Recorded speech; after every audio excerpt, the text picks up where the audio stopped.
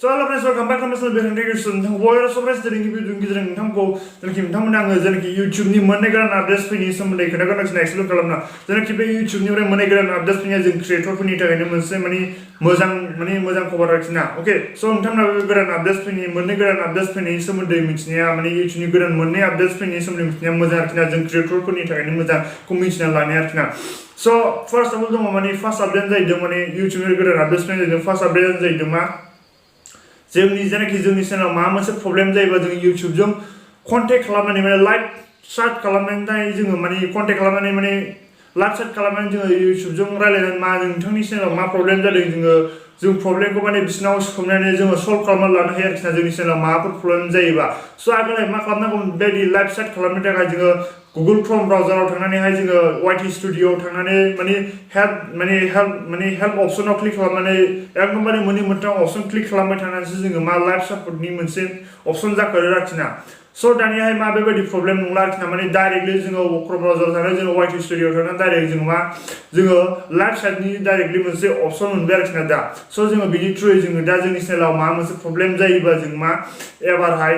जोङो directly YouTube खौ contact खालामनानै जोंनि चेनेलाव मा प्रब्लेम जादों जोङो डाइरेक्ट बिसोरनो लाइभ चाट खालामनानैहाय जोङो लाइभ चाट खालामनानै जोङो बेजों मेसेज हरनानै जोङो मा जोंनि बे प्रब्लेमनि सल्युशनखौ जोङो नागिरनो हायो आरोखि ना दा बिराद मोजां जाबाय आरोखि ना जों क्रिएटरफोरनि थाखायनो आरो जों बे लाइभ चाटखौ मोननो थाखाय जोंनि चेनेलाव मेक्सिमाम 100K साबस्क्राइबार थानाय जानांगोन आरोखि ना 1 लाख साबस्क्राइबार थानाय जानांगोनबासो जोङो बे लाइभ चाट सापर्टखौ जों मोनो आरोखि ना अके स' जों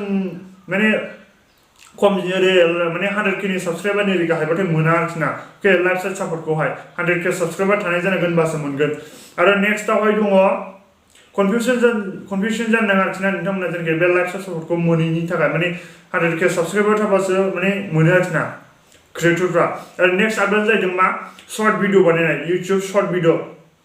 ओके स' जोङो टिकटक लाइक एप्सफ्राव जोङो जेनाखि शर्ट भिडिअ बानायोमोन नङा होमबा आगोलहाय स' जोंबो दा मा जोङो YouTubeआव जोङो शर्ट भिडिअ बानायनो हायो स' दा YouTubeआव शर्ट भिडिअ बानायनाया पुरा ट्रेन्डिंआव सोलिनानै दं आरोखि ना स' जोङो दा आगोलहाय YouTubeआव शर्ट भिडिअ बानायनो थाखाय जों YouTube एपखौ अपेन खालामनो YouTube एपखौ अपेन खालामखांनायनि उनावहाय गाहायाव प्लास आइकन मिडिलावहाय प्लास आइकननि मोनसे अपसन नुयोमोन नङा होमबा बे प्लास आइकनाव क्लिक खालामनानै जोङो शर्ट भिडिअखौ केपचार खालामनो रेकर्डिं खालामखांनायनि उनावसो जोङो मा बेयावनो डाइरेक्ट फिल्टार खालामनो हायो आरोखि ना भिडिअखौ एडिट खालामनो हायोमोन आरो जेनाखि जोङो बिनि उनावहाय जोङो अडिअ माबा मोनसे बे भिडिअ नों शर्ट भिडिअ बानायनायाव मिउजिकखौ एड खालामनो थाखाय जोङो एक्सट्रा सार्च खालामनानै नागिरनांगौ जानानै फैयोमोन नङा होमबा स' एसे टाइम लायोमोन बिदि समाव दाहाय मा मोनसे बिराद मोजां फिचार्स होबाय आरोखि ना YouTubeआ दा जोङो दा मोनसे नोंथाङा जेनाखि भिडिअनि जेनाखि सं जेनाखि मिउजिकजों नोंथाङा शर्ट भिडिअ बानायनो सानदों बे भिडिअनि साइडआवहायनो मा क्रिएट होननाय मोनसे अपसन ओंखारबाय आरोखि ना फर एग्जाम्पल हमना लादो आङो दा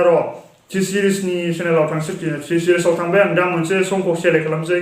स' दा नोंथांमोना नुबायना नैबे साइडआवहाय मोनसे संखौ आं प्ले खालामनि थ' बे भिडिअआव नायबानो जाबाय नोंथांमोना साइडआवहाय दंखायो साइडआव दं नोंथांमोना नायबानो जाबाय क्रिएट होननाय अपसन बे क्रिएट होननाय अपसनाव क्लिक खालामबा माबायदि जाखादों नोंथांमोना नायबानो जाबाय नै स' जोङो बे मा डाइरेक्टलि मा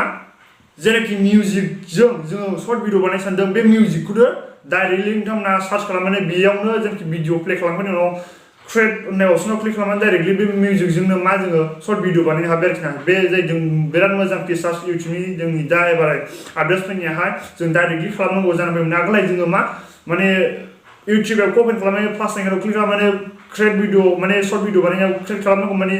भिडिअ रेकर्डिं खालामग्रोमोन ओमफ्राय बिनि उनावहाय जोङो मिउजिकखौ नागिरनानैसो जोङो मा एड खालामनांगौ जानानै फैयोमोन नङा होमबा स' दानिया बेबायदि नंला जोङो नोंथाङा मा अबे मिउजिकजों नोंथांमोना शर्ट भिडिअ बानायनो सानदों बे मिउजिकखौनो डाइरेक्ट प्ले खालामनानै मा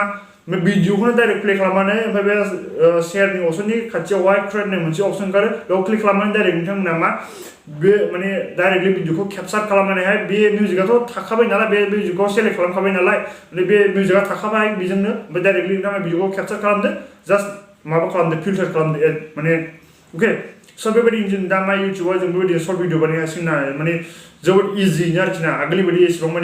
दिगदार नंला नोंथाङा अबे मिउजिकजों बानायनो सानदों बे मिउजिकखौ डाइरेक्ट प्ले खालामनानै मा अबे भिडिअ मिउजिकजों खालामनो सानदों बे भिडिअ मिउजिकखौ प्ले खालामनानै डाइरेक्टलि नोंथाङा मा शर्ट भिडिअ बानायनो हासिगोन आरोखि ना YouTubeआव जा YouTubeनि गोदान फिचार्स आपडेट्सआ फैनाया बेनो आरोखि ना स' आइ होप नोंथांमोना बेखौ नायना मोजां मोनदों बेखौ लाइक खालामदो आरो शेयार खालामदो नाजुरि आंनि चेनेलाव साबस्क्राइब खालामो आरो प्रेस खालामनो बेल आइकनखौ प्रेस खालामनो जेब्लानाखि गोदान भिडिअ आपल'ड खालामो बेनि नटिफिकेसनखौ मोननो गासैबो